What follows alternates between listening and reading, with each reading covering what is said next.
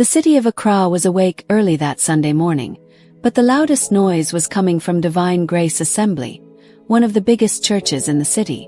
The compound was full of cars, buses, and ababoya, as ushers struggled to direct traffic and welcome the hundreds of worshippers trooping in from different parts of the city. Inside the massive church auditorium, the choir was singing with so much power and people were shouting hallelujah so loudly that it felt as if the whole street was vibrating. Standing on the altar holding a golden microphone in his hand was Pastor James, or the man everybody called One Touch. He was tall, dark, and very handsome, dressed in a spotless white agbada with shiny black shoes. His deep voice carried authority as he preached, and each time he raised his hands, people screamed and fell under the power of his prayers.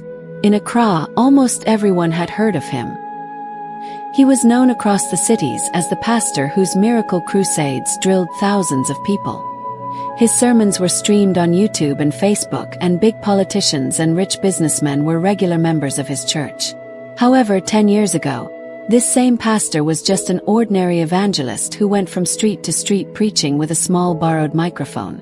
But today, he was one of the most respected pastors in the entire country. People brought their sick relatives from far places and they testified of healing. Many couples came bearing and left with pregnancies. Even university students came to his church to pray for success and jobs. And when their prayers were answered, they returned with thanksgiving. Everyone loved him, everyone trusted him, and everyone believed he was a true man of God.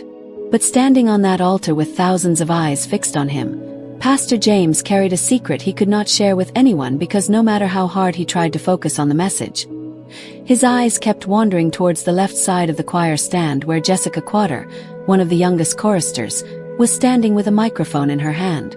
She was singing a melodious worship song, and her voice was so sweet and powerful that people had started calling her the Angel of Divine Grace. Jessica was only 25 years old. She was beautiful with smooth dark skin and bright eyes that seemed to shine when she smiled. She had joined the church choir just 8 months earlier when she moved from Noagokpo to live with her aunt in Accra. From the very first day she came, people noticed her beauty. But it was her voice that made her stand out. Whenever she sang, even the restless ones became quiet, and it almost felt like heaven itself stopped to listen.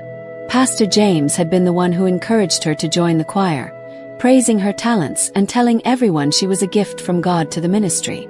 But behind that innocent angelic voice, Jessica had a different kind of story. She was not just an ordinary young girl looking for God.